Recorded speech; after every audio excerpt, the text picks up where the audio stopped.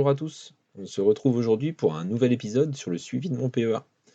Donc pour rappel, je l'ai ouvert fin décembre 2023 et le but de cette série est de vous montrer mes réussites comme mes échecs. De mon côté, je réalise un versement chaque mois de 500 euros avec un objectif annuel de 7%, ce qui devrait être réalisable au vu des résultats des années passées, même si les performances passées ne préjugent pas des performances futures. Avec mes versements mensuels, je devrais atteindre le plafond autorisé du PEA, soit 150 000 euros, au bout de 25 ans, en 2048. Si tout se passe comme prévu, le solde de mon PE1 approchera les 400 000 euros en comptant les intérêts. Maintenant, la stratégie. Donc, je reste sur ce que j'avais évoqué le mois précédent. J'ai uniquement remplacé le MSCI World par un ETF Europe sur le stock 600 de chez BNP Paribas. J'ai rajouté également un second tableau, notamment en cas de correction ou de crash boursier. Comme vous le savez, les bourses mondiales battent des records de jour en jour. On sait parfaitement que l'on ne pourra pas continuer ainsi indéfiniment. Donc ma stratégie dans un cas comme celui-ci, je partirai sur 50% sur les S&P 500, ça c'est mon ETF phare, et les 50% restants seraient sur l'ETF à effet de levier américain. Donc on serait aussi sur du 50%. Je pourrais même être amené à monter le ratio de l'ETF à effet de levier si la bourse corrigeait sur un long moment. Donc pareil pour bénéficier de cet effet de levier. Si vous avez d'autres solutions, n'hésitez pas à me donner votre avis en commentaire, ça m'intéresse énormément. Ensuite, le carnet d'ordre. Vous pouvez voir tous les achats réalisés.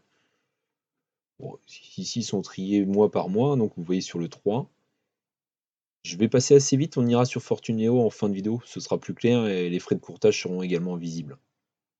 Donc le portefeuille, donc vous voyez qu'à date, j'ai 44 ETF S&P 500 avec un PRU à 22,99 €, un Nasdaq 100 à 64,48 €, j'ai 3 ETF India à 25,68 € l'unité. J'ai 2 ETF MSCI World à 29,06 €. J'ai 9 ETF à effet de levier américain pour un PRU à 17,77 € et j'ai 2 ETF Europe à 15,38 €. Donc là, vous pouvez voir que le portefeuille réalise une évolution de 4,92%, soit une plus-value latente de 68,93 €. Ensuite, le suivi mensuel. Donc, comme vous pouvez le voir, au mois de mars, j'ai fait des achats pour 504 € et des poussières. Donc le portefeuille a réalisé une évolution de 3,01%, ce qui est plutôt pas mal. D'ailleurs, suite à ça, on va aller voir ce qu'a fait l'indice S&P 500 tout de suite. Hop.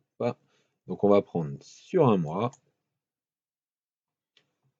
Donc sur un mois, on voit que l'indice fait 3,10%. Il est actuellement à 5254,35 points. On peut voir que le rendement est similaire à mon PEA. Alors, petit point d'attention qui a son importance, le S&P 500 a encore battu un record. Donc ça commence à être assez haut. Donc les grandes questions que vous devez également vous poser, hein, jusqu'à où va-t-il pouvoir continuer? Est-ce qu'il ne faudrait pas mieux dégraisser nos positions? De mon côté, j'ai fait mon choix. Je ne réduirai pas mes placements afin d'éviter d'avoir des regrets si la correction n'arrivait pas tout de suite. Si vous voulez, si toutefois le S&P 500 est amené à monter jusqu'à 5500 points, sans forcément redescendre et consolide à 5500 points, je ne veux pas avoir de regrets en me disant bah mince, j'ai dégraissé, du coup j'ai perdu de l'argent là-dessus. Donc c'est un risque, hein, mais je suis prêt à le courir. Et pour finir, bah, on va aller voir ce que ça donne sur Fortuneo.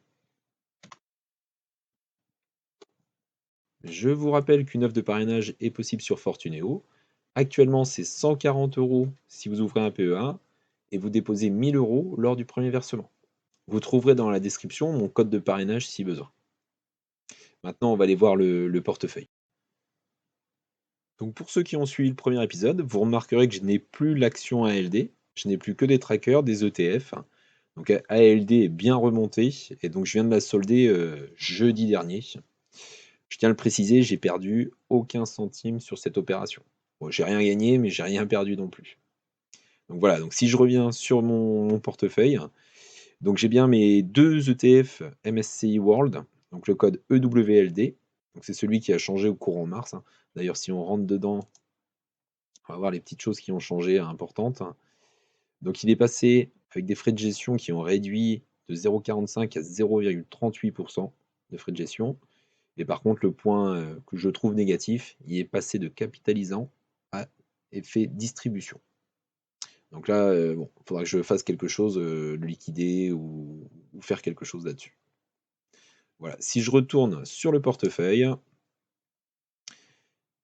j'ai également 9 ETF à effet de levier sur le marché américain, le code CL2. J'ai 44 ETF S&P 500, code ESE, 2 ETF sur le Stoxx Europe 600, code ETZ, 3 ETF sur MSCI India, code PINR, et un ETF sur le Nasdaq 100, le code PUST. Comme convenu tout à l'heure, on va aller voir maintenant l'historique des opérations du mois. Donc je vais faire historique des opérations. On va mettre du 1er mars à aujourd'hui. Donc opération de bourse, affichée. Et voilà, comme ça vous allez avoir le détail de tous mes achats du mois. Et ainsi que les ventes du mois. Donc il y a eu une seule vente, hein, la vente d'ALD. Donc j'ai vendu mes 25 actions. Donc pour un montant brut de 163,25 €, j'ai eu des frais de courtage de 81 centimes, ce qui revient à un montant net de 162,44 €.